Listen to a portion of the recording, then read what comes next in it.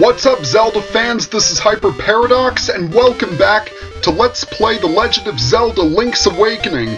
In the last episode, we cleared the Face Shrine and obtained the 6th instrument of the Sirens. And in this episode, we're going to need to do some more exploring and venturing before we get into the 7th dungeon. And check it out, it is our good friend the Owl. Hoot! The many monsters of this island fear that the Windfish is about to awaken. The monster's power is real. They may conquer the island and destroy their foes. That day may come soon. Now, go to the mountain tower. Fly like a bird. Hoot, hoot. So we obviously need to go to Tal Heights in order to locate the 7th dungeon, and the 8th dungeon is actually there as well. But we cannot go up there yet because we need something from Maid Village. So I'm going to cut the video right here, and I'll see you in Maid Village. Okay, welcome back. Geez, that did take a while. And if you've noticed, I actually swapped my clothes. That's right, I went back to the colored dungeon and back to the Fairy Queen. So now I have the red clothes instead of the blue clothes. Case in point, my attack power is now doubled. But what we want to do is we want to go into this telephone house and talk to good old Ulrira. He says, "Have you heard of the Flying Rooster of Maid Village? In the good old days, it used to give us rides if we held it above our heads. Now it is lying under the weathercock. Is that useful for you? I hope so. Bye." Click. Alright, so we need to go actually where Marin was. And we want to move the statue to reveal a passageway. And there is a pile of bones resting before us. However, if you remember the Frog Song of Soul, it can bring things back to life. So let's bring this old rooster back to life. What's happening? It's a ghost! No, it's actually the rooster's essence. It's flashing. And rejuvenation! Wow, the rooster has recovered. He seems very friendly. So just like Bow Wow, the Flying Rooster is going to accompany us for a bit. So I'm actually going to cut the video again here because there are a few places that I still have to touch upon. So, once again, I'll see you guys in just a bit. Okay, welcome back. Now, I am actually in front of Candlelit Castle, but if I go one screen to the left, we see a giant gap that can only be crossed by the Flying Rooster. If you pick him up, he'll carry you indefinitely. So you can hover over large gaps. And inside is a chest of rupees. Now there's one more place that I need to go to before I start climbing up the mountain. So once again, see you in just a sec. Okay, welcome back. Now you've probably seen this cave a lot in my playthrough. Now we are actually going to go in it. It's really nothing major, it's just that you can technically enter it when you get the power bracelet, but as you can see, you cannot get to that chest unless you have the hook shot. And it has 50 more rupees. So let's go back and out. Okay, now that that is taken care of, I will see you guys on Tal Heights, because that takes care of all the extraneous stuff. See you in just a bit. Okay, welcome back. We are now in Tal Heights, and this time we're actually going to explore a bit more of it. So we are back in these caverns, the same caverns that we traversed in order to get to the Angler's Tunnel way back when. Look familiar? Well, it should, but now that we have the hookshot and some other items, we can access parts of the cave we couldn't access before. Case in point, this treasure chest, which contains 50 more rupees. Alright. And we gotta go back across. But we actually don't have to dash attack, because now that we have the Flying Rooster, we can just soar over the gaps. Like so. Very, very handy. Okay. Now we are taking the same path that we took before. However, the difference is, now that we have the flippers, we can access the other parts of the mountains. So we're going to want to climb up these stairs. And we have accessed a new part of the mountain that we have not been to yet. So if we go in here, we can follow the winding path and carry the rooster with us.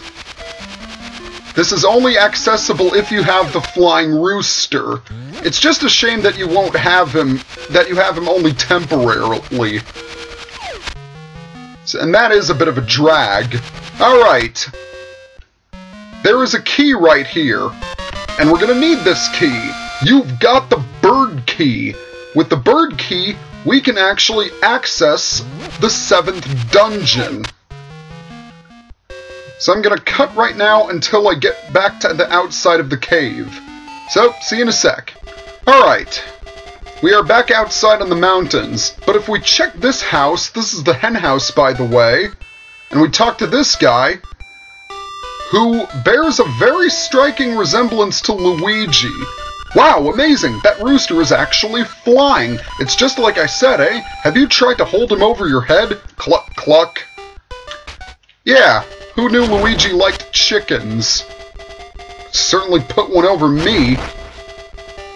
Okay, if we go across this gap, we can go across this gap with the hook shot. And again. And there is a bush right here that contains a passageway that we have not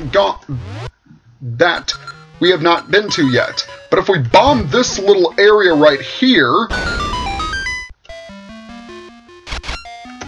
and we have to pick up this guy's skull, because I don't like him, there is a passageway that leads to this piece of heart that we have seen again and again. That makes piece of heart number 11.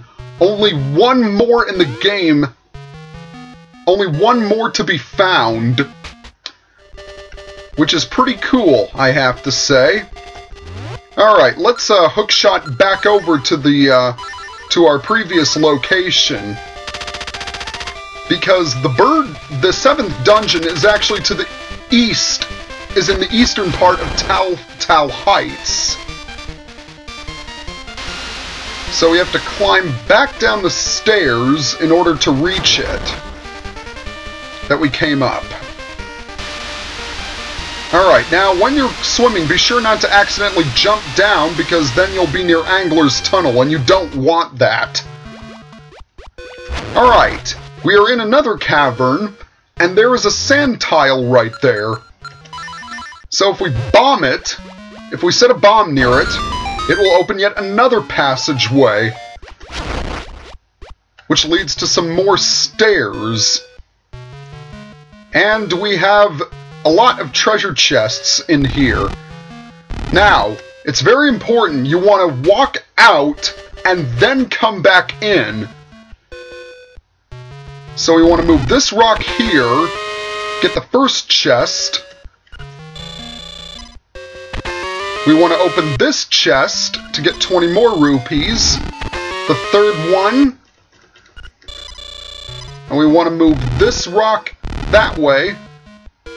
And these two rocks like so to get the fourth chest. And finally, to finish the job, let's open the fifth chest right there. If you mess up and exit that area, you can't open the chests again. So it's kind of like a puzzle. Keep in mind, it is only from this area in which you can open all 5 of them. Alright, so let's make our way back out of the secret passageway and get hit by a fish as in the process. And we should be outside again, right here. And let's talk to this statue. You are near the Eagle's Tower. Beware of the bird. That is also a bit of foreshadowing, because we will be fighting a bird in the 7th dungeon. However, I still prefer the Flying Rooster. He's much more friendlier, and look how cute he looks when he hops around. Okay, so we are out and back in, and now we have to go down this passageway and jump across the gap right here.